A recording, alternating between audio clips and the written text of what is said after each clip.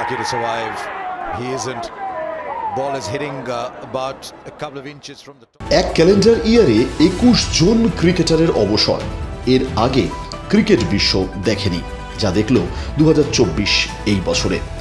অবসর নিয়েছেন যারা, আসুন এক নজরে দেখে নেওয়া যাক।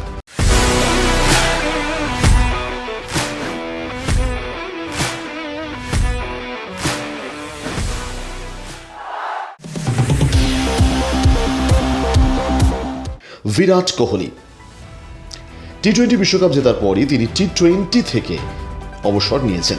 125টি টি-20 খেলে 4188 রান রয়েছে বিরাটের ঝুলিতে। সেঞ্চুরি একটি, 38টি অর্ধশত রান রয়েছে বিরাট কোহলি। রোহিত শর্মা টি-20 বিশ্বকাপ জেতার পরও রোহিত শর্মাও টি-20 থেকে অবসর নিয়েছেন।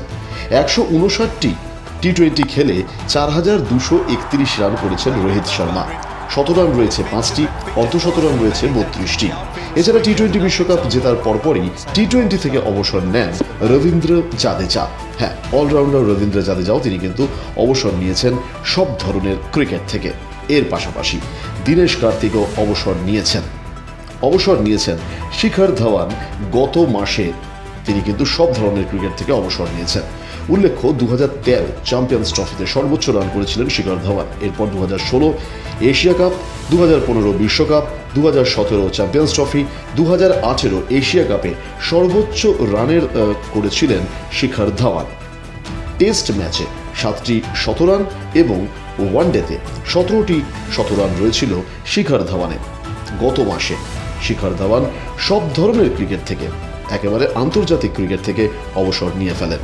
অবসর নিয়েছেন এবছরই সব ধরনের ক্রিকেট থেকে কেদার যাদব, তিনি জুন মাসে অবসর নিয়েছেন। এর পাশাপাশি যারা অবসর নিয়েছেন তারা হচ্ছেন ইংল্যান্ডের বোলার জেমস অ্যান্ডারসন, এই বছরই তিনি অবসর নিয়েছেন অজি তারকা ডেভিড ওয়ার্নার, এই বছর তিনি অবসর নিয়েছেন। এর পাশাপাশি অবসর নিয়েছেন সাউথ আফ্রিকার হেনরি ক্লাসেন। অর্থাৎ চলতি বছরে অধিকাংশ তারকা ক্রিকেটার তারা কিন্তু অবসর নিয়েছেন। কেউ নিয়েছেন টি-20 থেকে, তো কেউ আন্তর্জাতিক ক্রিকেট থেকে। ব্যুরো রিপোর্ট, বাংলার পালস টিভি।